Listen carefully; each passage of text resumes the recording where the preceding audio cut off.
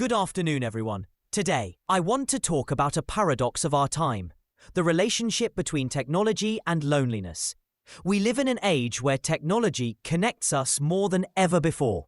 With just one tap, we can send a message across the globe. With one post, we can reach hundreds of friends. Algorithms recommend videos, songs, even people who might share our interests. From the outside, it looks like a world where no one should feel alone. But many of us know that is not the whole story. In fact, studies show that loneliness is increasing, especially among young people. How can it be that the more connected we are, the lonelier we feel? To answer this, let us think about what connection really means. Is it simply exchanging information? Is it counting likes and followers? Or is it something deeper, something that requires trust, patience, and presence? Technology gives us constant communication, but it does not always give us genuine companionship. We may have thousands of followers, but still feel that no one truly understands us. Technology itself is not the enemy. It helps us stay in touch with friends far away. It allows us to share our ideas and creativity. It gives voice to people who were once unheard. But when we depend on technology to replace real human interaction, something is lost. A video call is better than silence, but it is not the same as sitting together. A chatbot may offer answers, but it cannot share joy or pain in the way a true friend can. This is not only a personal issue, but also a social one. Loneliness affects health, mental stability, and even civic life. A society full of isolated individuals becomes weaker, less trusting, and less able to solve common problems. If young people grow up believing that digital contact is enough, they may miss the courage and vulnerability that real relationships require. So what should we do? First, we need to recognize the value of being truly present with one another. Having lunch with a friend without looking at our phones may sound small, but it is a radical act in a distracted world. Second, we must use technology wisely, not as a substitute for human contact, but as a bridge to it. A message can lead to a meeting, and a video call can prepare the way for a real conversation.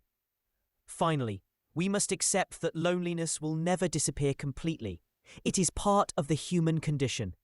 But it can push us to search for meaning, for friendship, and for community.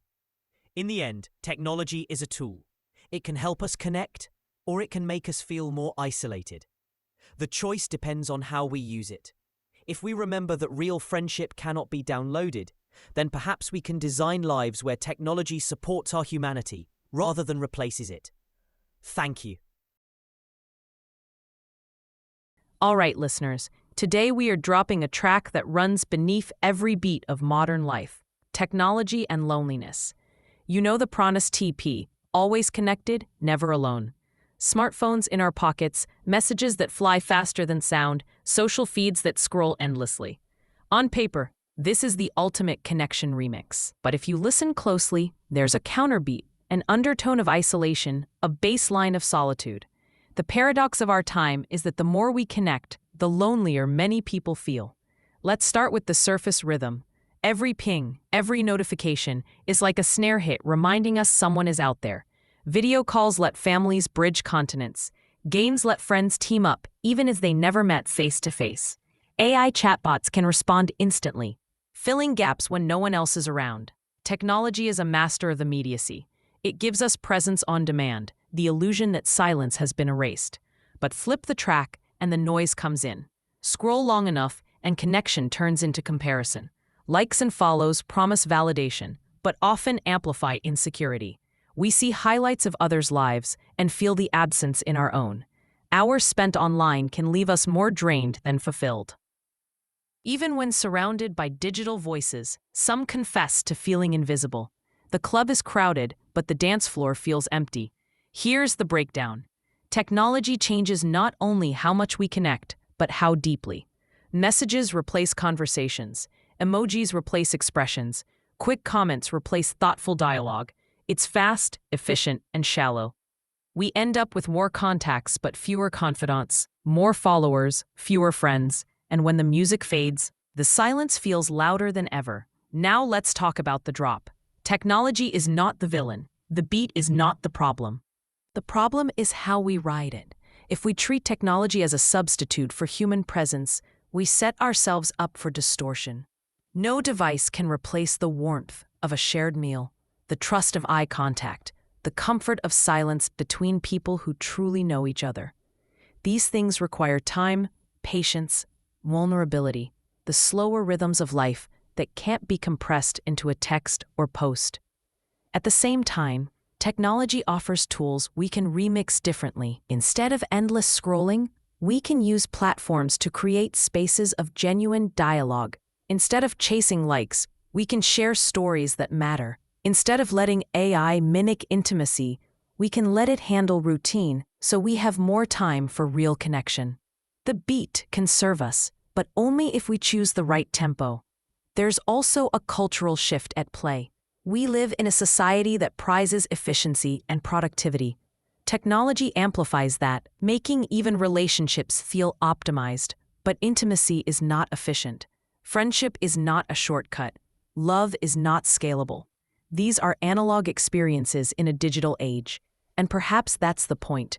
To remain human, we must accept the friction, the slowness, the unpredictability of being together. So here's your outro. Technology is a powerful beat maker. It can amplify connection, but it can also drown out authenticity. Loneliness in the digital age is not the absence of contact. It's the absence of depth. To find harmony, we must balance the tempo. Let technology play its part, but never mistake it for the whole song. Reach out, face to face. Sit together without distraction. Let silence be shared, not feared. Because in the end, the cure for loneliness is not faster Wi-Fi or smarter AI. It is each other. Stay sharp, stay present, and remember, the most important connection is still the human. Let us begin with a paradox. We live in an age of unprecedented connectivity. Smartphones buzz in our pockets. Social media platforms connect us across continents, and algorithms deliver instant responses to our every query. The promise of technology has been clear. We will be more connected, more informed, less alone. Yet surveys, personal testimonies, and quiet confessions all tell a different story. Loneliness is rising. How can it be that in the very moment we are most connected, we are also most alone? This paradox invites us to ask not only about technology, but about the meaning of human connection. Is connection simply the presence of contact, messages, likes, comments, or is it something deeper, something that cannot be captured in a notification? Consider the historical arc. The invention of the telephone promised to shrink distances. Radio and television promised to bring the world into our homes. The internet promised to make knowledge and communication available to all. Each innovation seemed to promise liberation from isolation. And yet each also raised a new concern that mediated communication might crowd out direct presence, that we might substitute the spectacle for the relationship. The philosopher Hannah Arendt warned that a society saturated with images and consumption risked eroding the realm of genuine human encounter. Today, the issue appears in sharper relief. Social media platforms are designed to maximize engagement, not intimacy. They encourage us to measure relationships in metrics, followers, likes, views, rather than in trust, loyalty, or shared meaning. They provide breadth, but not necessarily depth. And so the paradox deepens: more connection, less closeness. But is loneliness simply an individual misfortune? Or is it a social and even moral problem? If loneliness were only a private matter, we might say, each person must manage their own feelings, choose their own balance of online and offline life. Yet evidence suggests otherwise. Chronic loneliness is linked not only to depression and anxiety, but also to physical illness, reduced life expectancy, and even the erosion of civic participation. A society where many are lonely is not simply a society of sad individuals. It is a society where the bonds of trust and solidarity are weakened. Here, we must ask, does technology merely reveal this problem, or does it exacerbate it? Some argue that platforms give voice to the voiceless, provide companionship to the isolated, and expand the possibilities of friendship. Others point out that technology, by offering endless distractions, tempts us to avoid the vulnerability that real relationships require. To confide in another person takes courage, To post a photo requires only a click. So the moral question is this: should we treat technology as a substitute for human presence, or only as a supplement? If we allow machines and platforms to replace the work of friendship, we risk hollowing out the very thing we seek. Friendship, Aristotle reminds us, is not simply about usefulness or pleasure. It is about virtue, about sharing a life in common, about being present for one another in good times and bad. No algorithm can replicate that. No chatbot can suffer with us, rejoice with us, or stand by us when it is inconvenient. There is also a political dimension. In a democratic society, participation depends on trust and dialogue. If citizens retreat into isolated bubbles, consuming tailored feeds without deliberating together, democracy itself is weakened. The danger is not only personal loneliness, but civic loneliness, the feeling that we do not truly belong to a shared world. Technology can either amplify this isolation or help us overcome it. The choice depends not on the devices alone, but on the values and practices we bring to them. So how should we respond? One temptation is to treat loneliness as a technical problem with a technical fix. Design better apps, add more features, create AI companions that simulate intimacy. Already, companies market robots as friends for the elderly, or chatbots as partners for the young. But here we must ask, does simulated intimacy satisfy or does it deceive?